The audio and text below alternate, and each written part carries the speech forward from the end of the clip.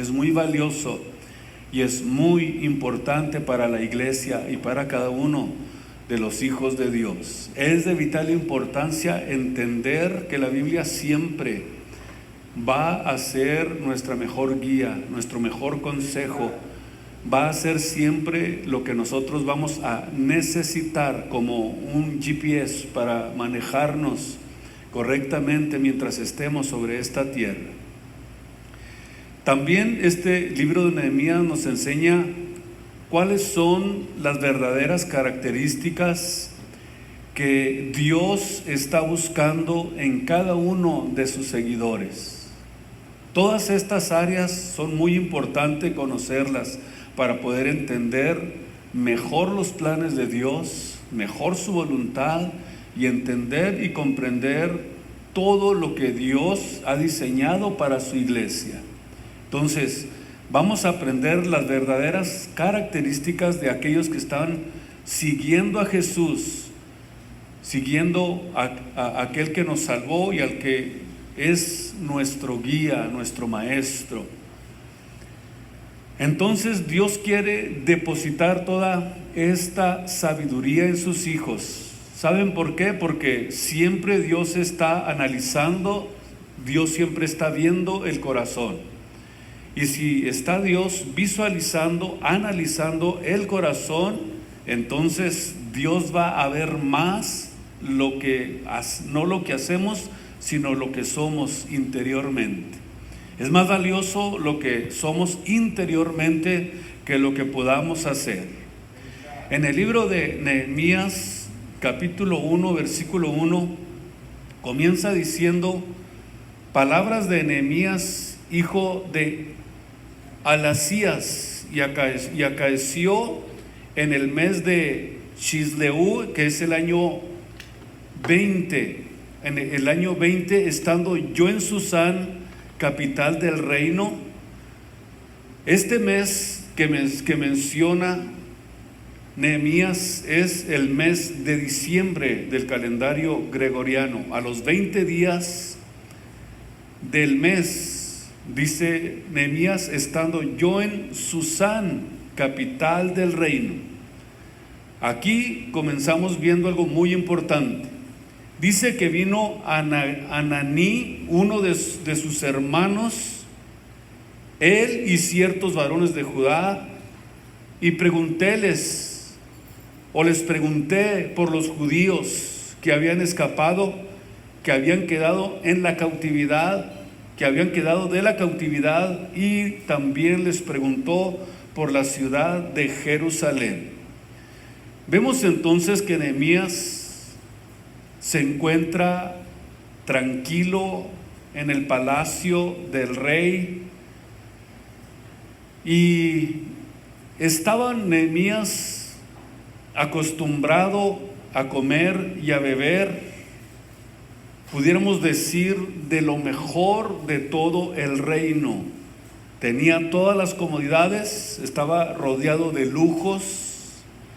Imagínense ustedes el cuadro y ver la forma en que Nehemías estaba viviendo cuando llegaron, dice la Biblia, estos que habían venido de Jerusalén, y la pregunta es: ¿cómo están todos los judíos que lograron escapar? Y también, ¿cómo está la ciudad de Jerusalén?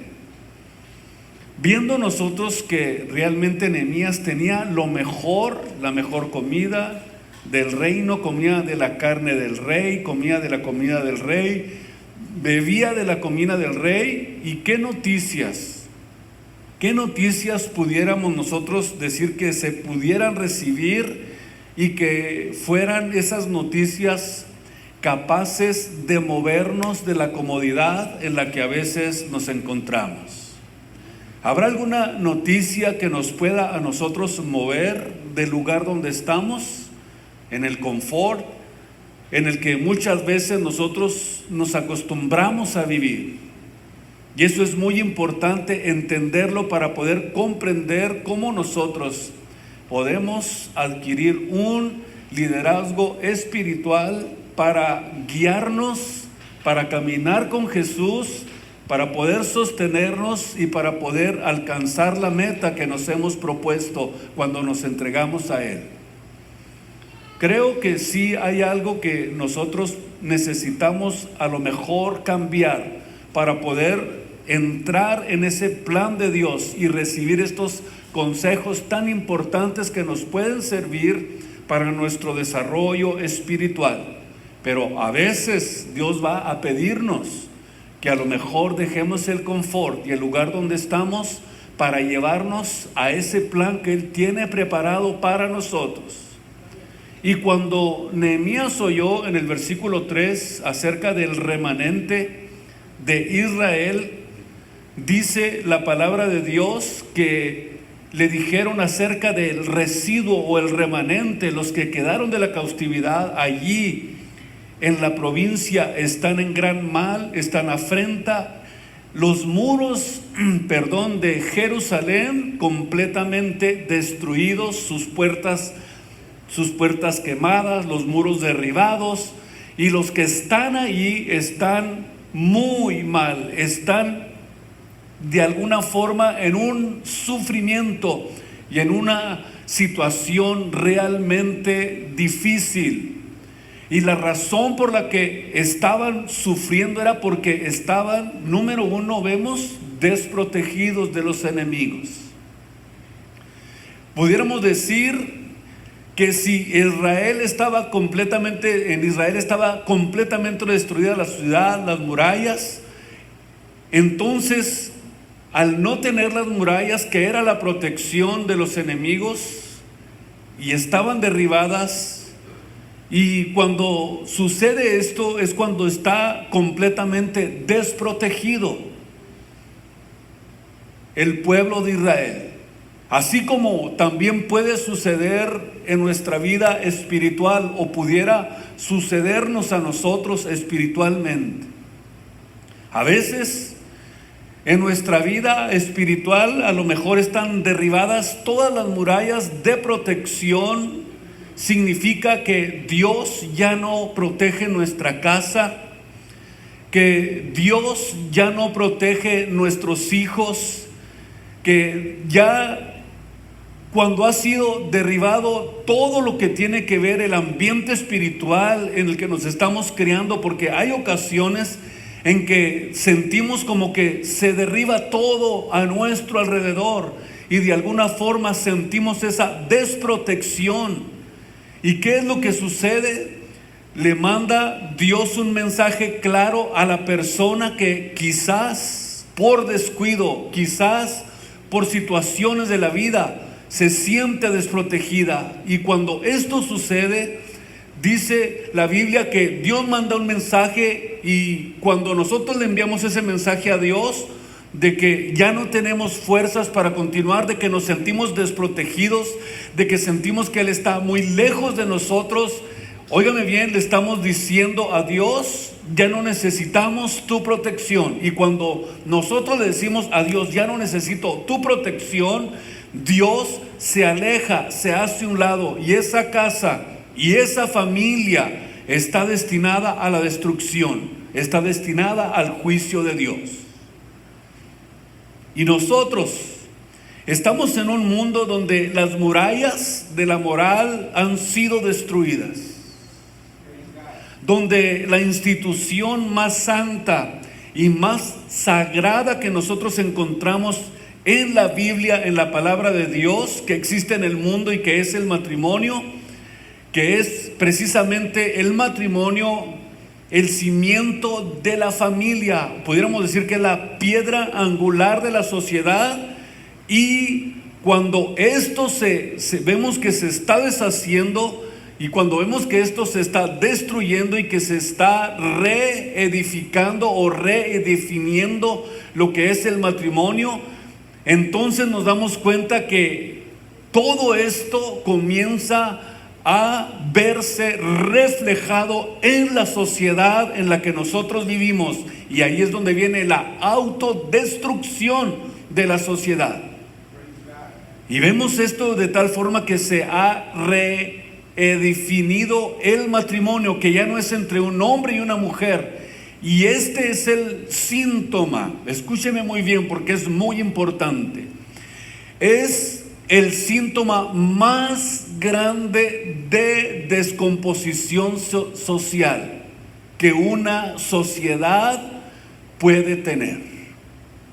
Quiere decir que se están destruyendo completamente los muros de la sociedad y estamos viendo realmente un mundo en grandes problemas para poder entender y comprender la voluntad de Dios. No sé si se escucha muy fuerte para allá, siento muy resonante aquí en este lado.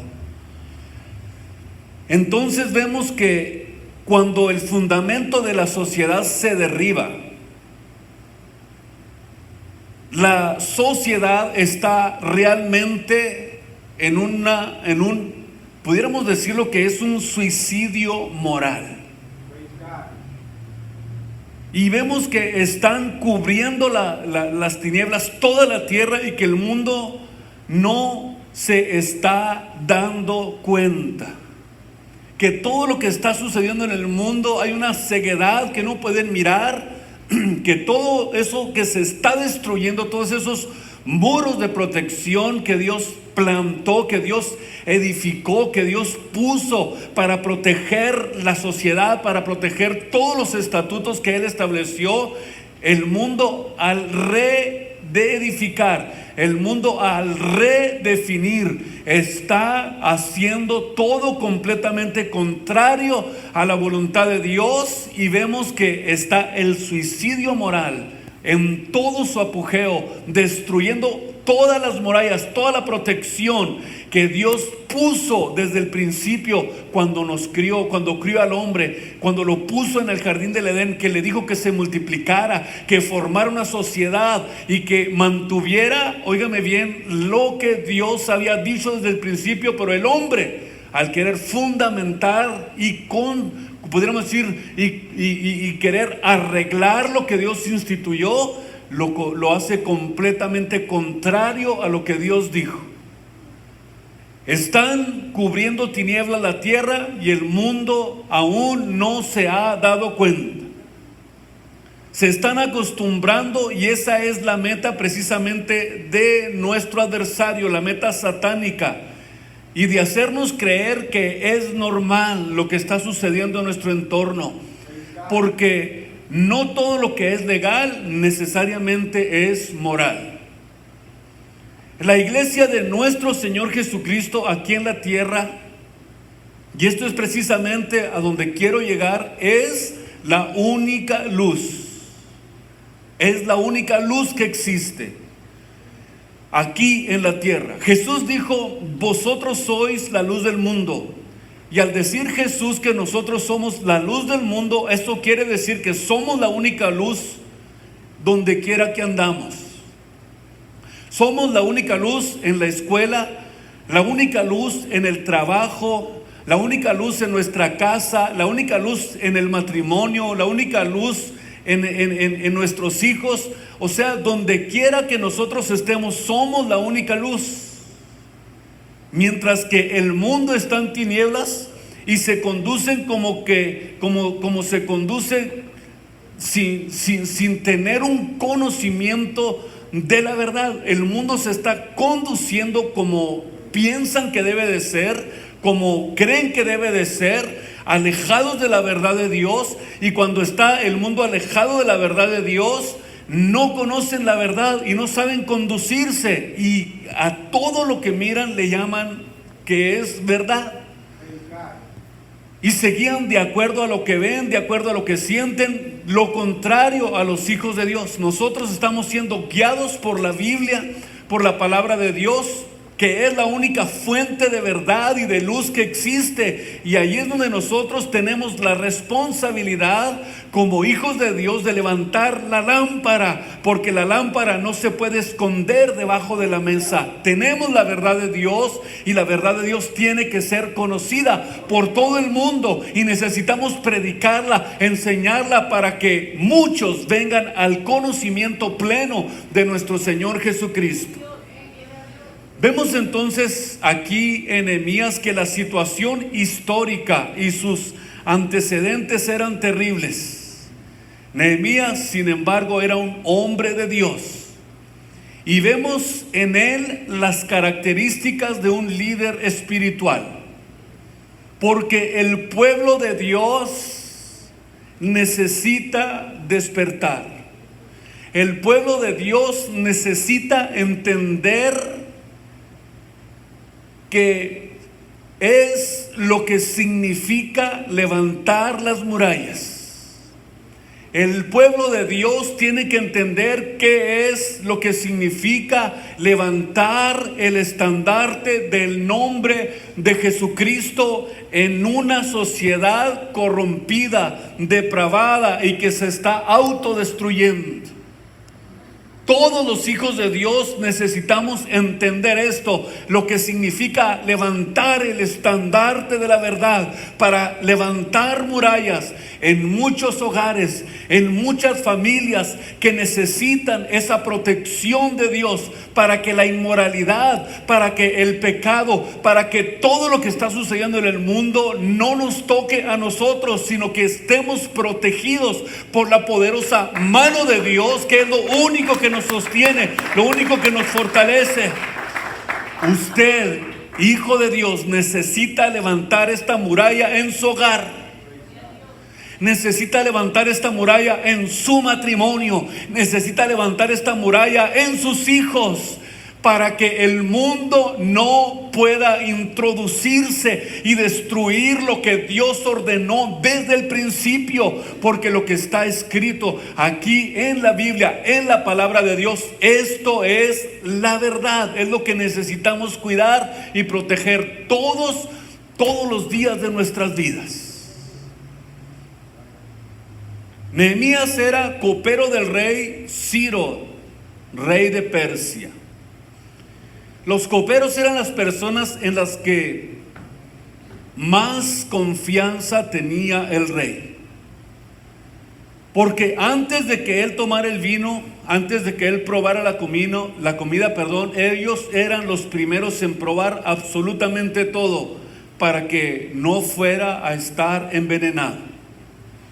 Eran personas de absoluta confianza del rey, y eran las personas que más cómodamente vivían en el palacio del rey. Tenían todo lo mejor, el mejor servicio, las mejores consideraciones, absolutamente todos. Sin embargo, vemos que al llegar esta noticia a Nehemías, dice la Biblia en el versículo 3 del libro de Nehemías, del capítulo 1,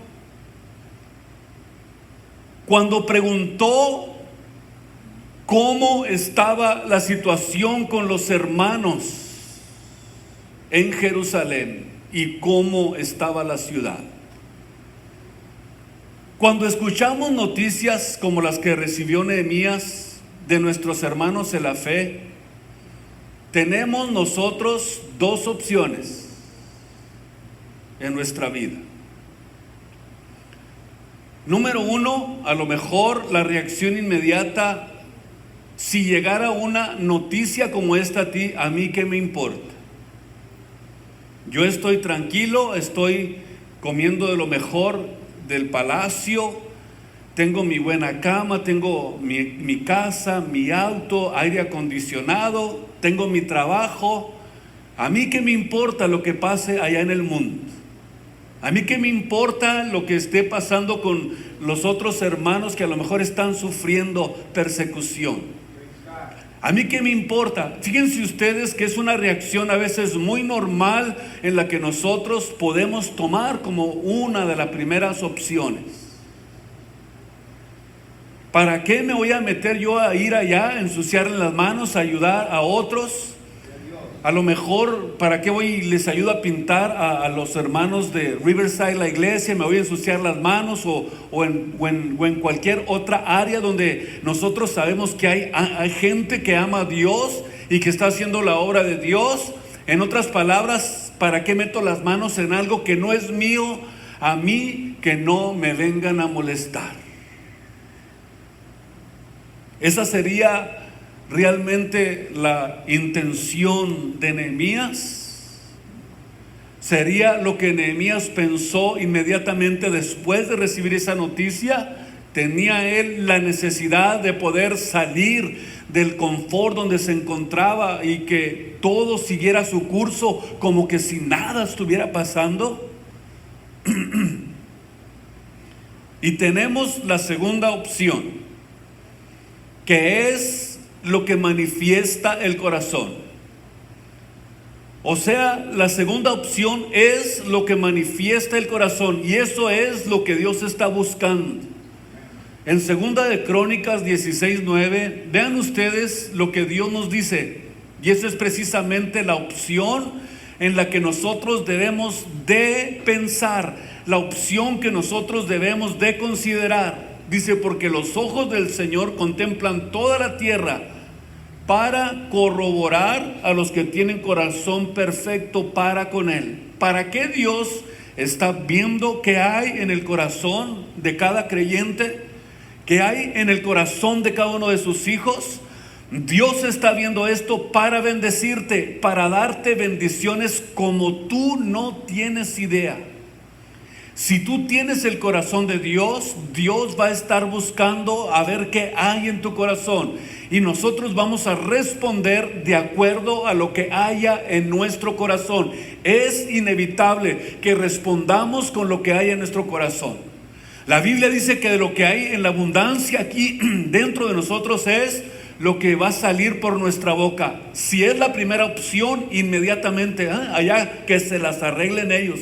Pero si estás dentro del corazón de Dios, tú tomas la responsabilidad y te das cuenta que aquí se trata de un liderazgo espiritual que está siendo manejado espiritualmente por Dios. Y cuando Dios está en el asunto, cuando Dios se está moviendo en medio de nosotros, Dios nos va a mover de acuerdo a su misericordia, nos va a mover de acuerdo a su voluntad, y vamos a responder inmediatamente a las necesidades que pueda haber dentro del pueblo de Dios. A aquel que está clamando por la salvación, a aquel que está clamando por la palabra de Dios, que está esperando que ustedes y yo vayamos y le llevamos las buenas nuevas del evangelio. Esa va a ser la respuesta que va a salir del corazón inmediatamente. Vamos a ver la desprotección, la falta de fe, la falta de confianza, la falta de seguridad, que hay muchos que todavía no han sido salvos todavía. Hay muchas almas que están todavía esperando que los hijos de Dios salgan a predicar el evangelio. Y lo primero que manifiesta Nehemías en el versículo 4, vean ustedes, inmediatamente después de recibir esta noticia, dice la Biblia que cuando oyó estas palabras, dice que se sentó y lloró. Lloró y se enlutó por algunos días y ayunó, lloró delante del Dios de los cielos. Quiere decir que la noticia impactó su corazón. La noticia inmediatamente llegó hasta lo más profundo de su corazón. Y lo primero que manifiesta Nehemías, dice la Biblia, que sus ojos se llenaron de lágrimas. Y aunque no era profeta ni sacerdote, tenía una profunda conciencia de Dios y se sentía profundamente angustiado por sus hermanos en la fe. ¿Por qué? Porque somos la familia de Dios. Por eso debemos de sentir esto. El apóstol Pablo en 1 Corintios 12:25 nos da una lección de lo que nosotros tenemos que aprender para poder tener este sentir que hubo también en Cristo Jesús. 1 Corintios 12, versículo 25, dice: para que no haya desavenencia en el cuerpo, que los miembros todos se interesan los unos por los otros. Si no hay este interés mutuo de los unos por los otros, entonces quiere decir que el amor de Cristo no está en nuestros corazones. No hemos nacido de nuevo, no hemos sido todavía sido salvos. Estamos en problemas delante de Dios porque no tenemos el mismo sentir que hubo en Cristo. Él nos amó hasta la muerte, de tal forma que no le importó pasar por lo que tenía que pasar, porque nos amó. Cristo nos amó hasta la muerte. En el versículo 26,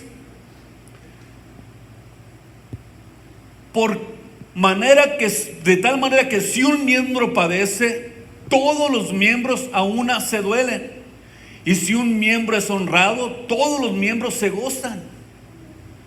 Pues vosotros sois el cuerpo de Cristo y somos miembros en parte. O sea, que nosotros tenemos ese mismo sentir, que si alguien sufre, nosotros también sufrimos con él.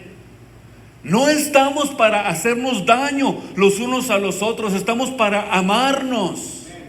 Jesús dijo los dos mandamientos más básicos que nosotros tenemos que entender y conocer y comenzar a ponerlos con práctica. Amarás al Señor con todo tu corazón, con todas tus fuerzas, con toda tu mente, con todo tu entendimiento, y también tienes que amar a tu prójimo como a ti mismo.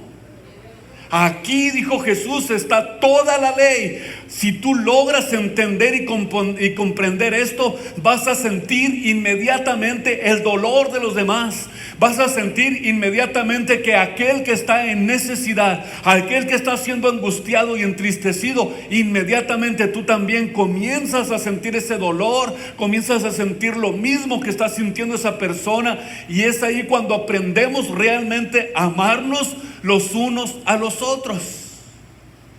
Y aquí estamos viendo que Pablo está haciendo un llamado mutuo al interés de la comunión de los creyentes para mantener la unidad que honra al Señor Jesucristo. En Filipenses 2:1-4 dice la Biblia: por tanto, vean ustedes, si hay alguna consolación en Cristo Jesús, si un refrigerio de amor, si alguna comunión del Espíritu Santo, si algunas entrañas de misericordia, cumplid mi gozo, que sintáis lo mismo, teniendo el mismo amor, unánimes, sintiendo una misma cosa. No hagáis, dice el apóstol, nada por vanagloria o contienda, antes bien, en humildad, estimándoos inferiores los unos de los otros. Ese es precisamente el primer paso que debe de aprender a desarrollar todo aquel que está de alguna forma desarrollando un liderazgo espiritual en su vida. Cada uno de ustedes tiene que estar desarrollando este liderazgo espiritual para poder tener el control absoluto de tu vida espiritual, la comunión con Dios, la oración, el ayuno, la lectura, alabanza a Dios, adoración a Dios. Todo eso es lo que significa que nosotros estamos construyendo un liderazgo espiritual para poder alcanzar todo, absolutamente todo lo que Dios nos ha dicho que podemos alcanzar. Todos y cada uno de nosotros somos responsables de hacer que este liderazgo espiritual se convierta en un estilo de vida en nuestras vidas.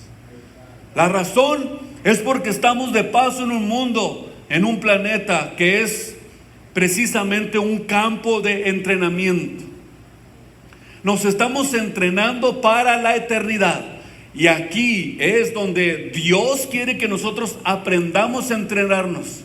Corramos pues, decía el apóstol, con paciencia la carrera que tenemos por delante, la carrera que nos ha sido propuesta. Entonces tenemos nosotros que mantener esa sensibilidad y no de llegar al que me importa el que esté sufriendo. Antes bien, la palabra por contienda que menciona el apóstol en Filipenses 2, del griego se puede traducir como ambición egoísta. y se refiere a una actitud que produce divisiones, rivalidades y sectarismo. Por eso tenemos que aprender esta área tan importante de nuestra vida. En Nehemías 1:4 vemos que inmediatamente Nehemías, dice la Biblia, después de recibir la noticia, después de haber estado entristecido, dice, ayunó y oró delante del Dios de los cielos. Vemos entonces que Nehemías era un hombre de oración, un hombre sensible, un hombre disciplinado. Disciplinado, eso es lo que se requiere para poder tener la visión y el corazón de Dios. Es necesario en nuestra vida diaria que exista una vida de disciplina para poder alcanzar la meta y para poder tener la visión de lo que Dios quiere hacer en cada una de sus vidas. Esta vida es necesaria para poder llegar hasta el final, para poder influir en este mundo, para poder demostrar la luz de Dios que hay en nuestras vidas. Si no existe este tipo de disciplina, no podremos influir en el mundo, no podremos ser la luz del mundo, no podremos ser lo que Dios quiere que seamos. Porque cuando nosotros tenemos ese tipo de disciplina espiritual en nuestra vida, cuando llega el momento de la necesidad, somos sensibles al dolor de los demás. ¿Cuánto hace que no lloras? O le enseñaron como nuestros antepasados, los hombres no lloran, nomás pujan, pero no lloran. ¿Has llorado por tu esposa? ¿Has llorado por tus hijos? ¿Has llorado cuando has visto la necesidad de otros? La tristeza que otros están pasando, ¿la has sentido tú? Quiero que sepas que Dios ve las lágrimas. No podemos perder ese amor por los demás. No podemos perderlo. Dios no quiere que perdamos ese corazón. Dios no quiere que perdamos esa sensibilidad, porque Dios dio su vida por nosotros, y dice la Biblia que ustedes y yo fuimos enviados a un mundo necesitado. Jesús dijo, los envío a un mundo ansioso, a un mundo confundido, a un mundo necesitado, a un mundo que necesita el ambiente, que necesita la luz de los hijos de Dios. Pero si nosotros escondemos esa luz de Dios, entonces ¿dónde van a poder ver ellos la luz? Por eso es que mientras estemos aquí en la tierra, somos la luz del mundo, y la luz en las tinieblas, ¿qué hace? Resplandece. Y vemos un mundo necesitado, ansioso, confundido por el pecado. Tenemos que tener el corazón de Nehemías. De verdad se lo digo con todo mi corazón, tenemos que tener el corazón de Nehemías. No como en este tiempo pastores que en vez de tener sensibilidad para las ovejas, para el mundo necesitado, con guardaespaldas para que no se les acerquen. Hágame el favor. ¿Y en dónde nosotros vamos a encontrar esto? Solamente en aquellos que aman a Dios y que están conscientes de que Cristo es su Señor y que tienen el mismo sentir que hubo en Cristo Jesús. Tenemos que amar profundamente para poder alcanzar a otros para el reino de los cielos. Con esta actitud de Nehemías, escúcheme muy bien, vemos uno de los secretos más importantes que necesita la obra de Dios. Esta obra comienza con una carga. Si tú no la sientes, no vas a poder hacer nada por la obra de Dios. Escúcheme muy bien, no vas a hacer nada por la obra de Dios si no sientes esa carga. Ni tampoco vas a hacer nada en tu familia si no sientes esta carga.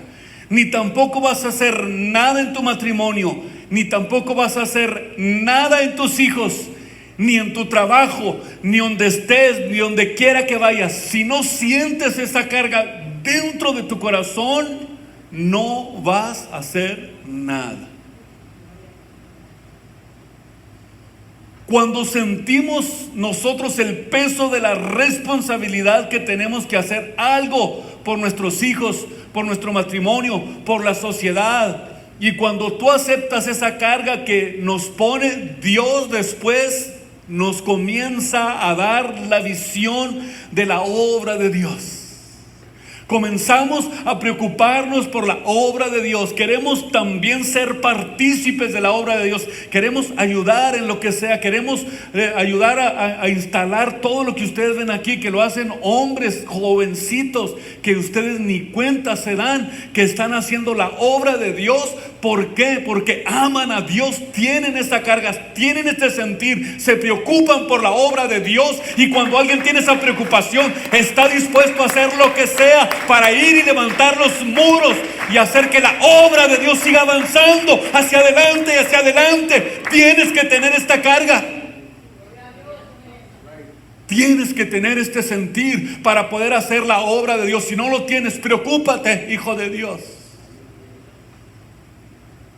Gracias, Señor. Gracias, Señor. Era el corazón de Nehemías, la preocupación por lo que estaba pasando en Jerusalén, de pensar que las murallas estaban derribadas y estaban desprotegidos de los enemigos. Le causó gran tristeza y gran dolor en su corazón, y comenzó a llorar, comenzó a decirle: Señor, ¿qué puedo hacer? Cuando sientes la carga en tu corazón, luego dices: ¿qué puedo hacer yo por la obra de Dios? ¿Qué puedo hacer? ¿Qué puedo hacer? ¿Dónde ayudaré? ¿A dónde iré? ¿Qué es lo que puedo hacer para que esta carga que siento, pueda yo llevarla a cabo en mi vida y en mi corazón? Pero si eres despreocupado, no, mi hermano. ¿Qué me importa, verdad? Es la primera reacción. ¿Qué me importa? Allá que lo hagan otros. Es triste que este sentir no esté funcionando dentro de aquellos que aman a Dios y que han sido salvos y están para que la obra de Dios avance. Dios mío, pon este sentir, pon este liderazgo espiritual en cada vida, en cada corazón, para que puedan sentir lo que significa esa carga de responsabilidad. La obra de Dios es de todos. Todos y cada uno de nosotros somos responsables de hacer que la obra de Dios avance.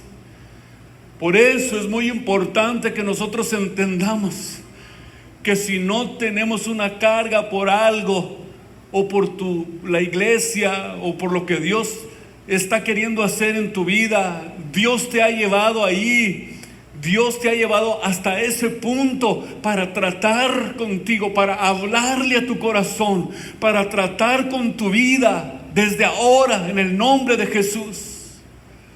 Si no hay nada de esto, Dios no tiene nada que hacer con tu vida. Porque estás conforme con el estilo de vida que estás viviendo. Estás conforme con cómo vives. Estás conforme con lo que estás haciendo. Pero en este día, ¿qué le parece si le decimos: Señor, yo sé que hoy has hablado a mi vida y has puesto la carga que le pusiste a Nehemías, me la estás poniendo en mi corazón? Sí, Señor, esa carga la estás poniendo en mi corazón. Inclinen su rostro y dígale: Señor, esa carga que estoy sintiendo, Señor, yo quiero en mi vida comenzar a desarrollar. ¿Qué quieres que haga, Señor?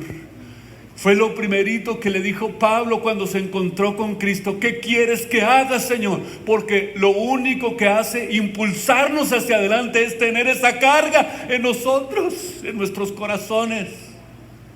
¿Qué quieres que haga, Señor? ¿Qué quieres que haga, Señor?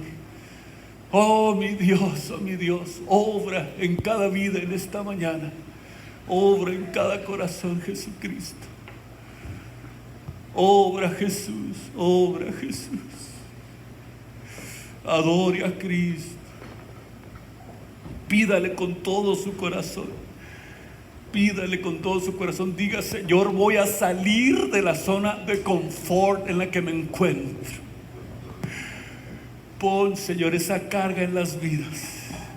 Pon esa carga en los corazones en esta mañana.